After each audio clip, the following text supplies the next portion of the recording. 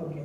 So now, so this is the final expression for the power average, but here the I is indicates that is the maximum current value. Why? Because I taken the I cos omega t is my alternating current. So, but what is the maximum value? Is I. So instead of taking the maximum value, I want to take I effective. So how can I just replace I effective is the I effective is always is equal to maximum by root 2. So from this I need the I square value. So what will happen to the I square? I square is equal to, it will go 2 into I effective square. So 2 into I effective square. So here the I value I am going to replace over here. So finally I will get the power average is equal to 40 into I square into 2 into I effective square is multiplied by PL square by lambda square. So 40 into 2 will becomes 80. So I am going to write my final expression for the entire power average is equal to. So the entire power average is equal to, I can write 40 into 2 80. So 80 pi square into, so there is an I square f, so dl by lambda, so dl by lambda whole square into I square effective. So this is what exactly the entire average power of a small alternating current element at a distance of r. So now this is what we needed. This is the entire average power. But we know that. So what I kept my what I kept my entire side heading. There is a radiation of an alternating current element. So for this I am going to calculate what is my radiation resistance. So here the radiation power is there in my hands, but I have to calculate what is my radiation resistance. So we all know that the power relation is, it is an I square R. So now we have the entire power. There is a current I square is also there. So there is a resistance. So the remaining part you can take it as a radiation resistance. So from that I am writing my radiation resistance R is equal to 80 pi square into dl by lambda whole square. So this is what the condition for the radiation resistance. So this is the entire average power, but here this is the entire radiation resistance.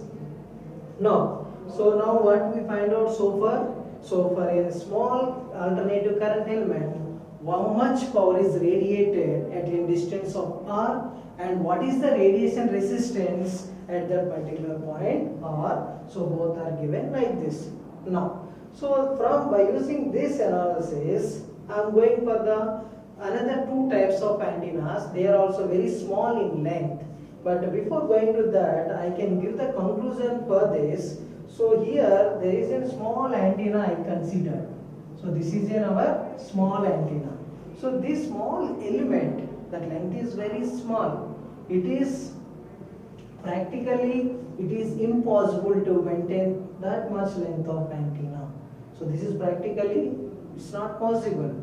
But still we are taking the small element like this. We are find out the what are the entire analysis.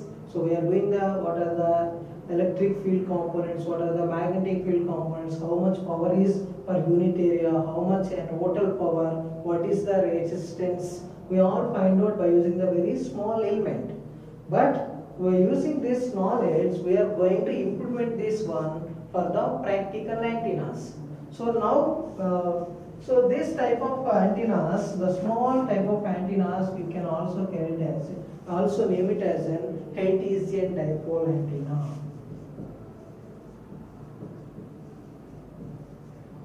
Cartesian dipole antennas. That means this is very small antennas only, very small length. It's practically impossible.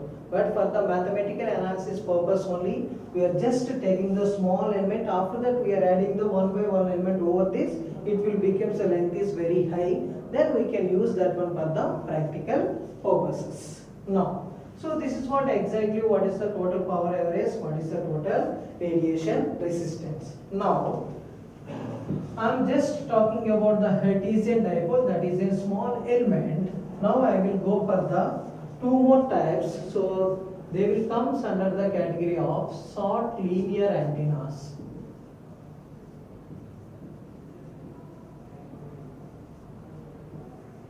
So short linear antennas. So what are the short linear antennas is? So suppose I know that the small element is not possible. I came to know that. But that's why I am going to just design a practical antenna. Suppose that antenna is like this. I can dipole antenna. Okay. So I am going to take the length of the antenna is L. Okay. So now suppose the current from this is I. So if you see the what is the current distribution among this short linear antenna is, it is in triangular shape. So whenever at the center fed, so the current distribution is very high. So at coming to the ends, the current distribution becomes zero gradient. So if you see the diagram, so the current distribution is like this. So this is what I am going to take short dipole antenna with length L and the current distribution is in I. So how this current distribution among the entire antenna is, at the center fed position it is giving the maximum value and at the ends it is gradually becomes 0. So now if you observe again, so what is my assumption is, whatever current passing through the same element in the dipole antenna, the same current is passing through the our small element also. Just assume. So there also the current is I only, here also the current is I only. But so due to this current distributions, if you compare with the small element or our alternating current element or Hertzian dipole, so I am going to Hertzian dipole and here this is a short dipole. Okay. So Hertzian dipole means it is in small alternating current element only. I am just taken. Short dipole is like this I taken. So what is the difference between these two is, you will get the only one thing. The difference is simply here the power, whatever power I got it, okay, the entire power will becomes the 1/4 here. That means what? The new power in the short dipole will becomes 1/4 of the what is the power is given in the Hertzian dipole. So how you becomes 1/4 of the power? That is my point. So how it will becomes like this? The power relation, you know that the power relation is I square into R. I square into R. So due to the some fields, some electric fields on this entire current distribution, they are going to be becomes off. They are going to becomes off. So whenever the current distributions are off, the field distributions are off, then ultimately what will happen? The entire power will becomes 1/4. So that's why, so any field distribution becomes half, the entire power will becomes whole square of that one. So half means whole square 1/4 of the power. So now this is the entire power will becomes 1/4 of the our Hertzian dipole. So that's why here it will becomes 1/4 into P. So the power I simply written I square into R. But here the problem is, I already taken assumption I square is constant. Then how power will becomes 1/4? The only one thing you can do this, the entire radiation resistance will become 1/4 of the our original Hertzian dipole. So from that knowledge, what I am going to write here is, what will happen to the short dipole radiation resistance? The short dipole radiation resistance of a dipole, you can written as, so you can simply write this one, RR of the dipole, you can simply written as 1/4 of, so what I exactly got initially, the radiation resistance is 80 pi square into, so I am taken already DL is a small line, but here I am considering the L is the upper line. So now I am taking the L by lambda whole square. So from this 4 into 80, so 4 20s is going to be cancelled. So 20 into pi square into L by lambda whole square. So if suppose pi is 3.14 whole square approximately more than 9. Suppose approximately I taken 10. So what is the answer I will get from this here is, so this answer will approximately will gives 200 into L by lambda whole square. So this is what exactly happening for the our short linear antenna or short dipole. So here the only one thing we have to keep in mind, the currents are same. So whenever the currents are same, but because of the some electric fields, the entire power wave becomes 1/4 of the power. But in the power relation I square into R, if you assume current is constant, only radiation, only resistance should be changed. So that's why I simply make it the radiation resistance of this entire short dipole is equal to 1/4 of the entire resistance of the Hertzian dipole. I simply calculated this is approximately equal to 200 into L by lambda whole square. So now this is what dipole. Dipole means what? Here up to this level the same symmetrical waveform is there. So now if I am going for another short monopole, so what will happen? What will happen to the our resistance and our radiation resistance and powers? We will see simply.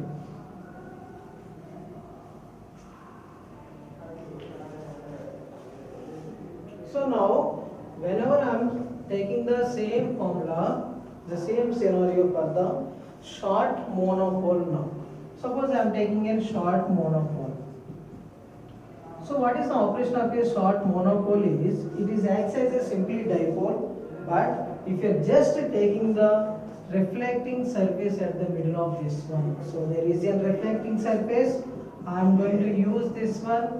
So within this reflecting surface, it is going to be reflect the entire waves. That means what exactly happening here, the same thing will be exactly happen here also.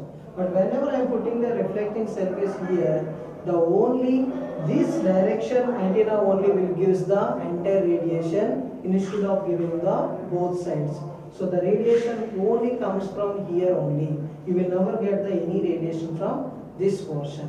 So whenever the radiation is only coming from the half of this, then ultimately what will happen? Only half of the power will come from this. So again I am having the same scenario. So there is a Hertzian dipole power is P. Then what will happen to the short monopole means? So here the power for the already short dipole is calculated. So this is the only half of the short dipole. I name it as a simply short monopole. So that's why, so this is the exact half of the short dipole. So that's why I am taking the only half of the power from the short dipole.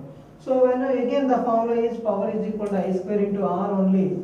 So whenever you are going to take the power, so the power is I square into R, the I is again constant. The only one term you can change, that is only radiation resistance. So now what will happen here? The radiation resistance for the our short monopole is simply given as half of the radiation resistance. So the what is the radiation resistance in the our dipole is simply, that is a 20 into pi square into L by lambda whole square. So now if you are simplifying this one, so what we will get for the small monopole radiation resistance is equal to 10 into pi square into L by lambda whole square. So suppose here the height of this one you can simply take here h. So the length of the antenna I simply consider as a h. So now, so this is the radiation resistance for the monopole. Simply I am taking 10 pi square into L by lambda whole square. So now if I again taking the approximation value, the pi square is approximately equal to the more than 9. So now 9 into, so I am just taking around 10. So 10 into 10, 100 into L by lambda whole square. So this is the radiation resistance for short monopole. So from the radiation resistance of a short monopole is given as 100 into L by lambda whole square. But if I want to convert this L in terms of H, so I have the relation. So L is equal to, this is in 2H I can write. So why? Because I am taking only half of the portion, this one, the entire L should be equal to the 2 into H I can write. So just I am replacing L by 2H. So what is my expression now? I can write the entire radiation resistance of a short monopole is given as 100 into L by lambda. So L is equal to 2H by lambda whole square. So this is approximately equal to the 400 into H by lambda whole square. So this is what is the radiation resistance of a short monopole. So this is what happening in the short linear antennas. So there are two types of antennas in the short linears. So one is short dipole and the other one is short monopole. So this is the radiation resistance for the short monopole. So now I am going to give the conclusion. At what condition you can say that it is a short dipole? At what condition you can say that it is a short monopole? So that is the final conclusion for this entire topic. So now here I am having the short dipole and short monopole. So the short dipole is given as, so generally the length of the short dipole is approximately equal to the lambda by 4. So lambda by 2. Generally it is not a short one. It is a dipole. The length should be lambda by 2. But it is a short dipole. So whenever this length is less than lambda by 4, then I can say that it is a short dipole. Suppose whenever the length of this one is less than lambda by 8, I can say that this is a short monopole.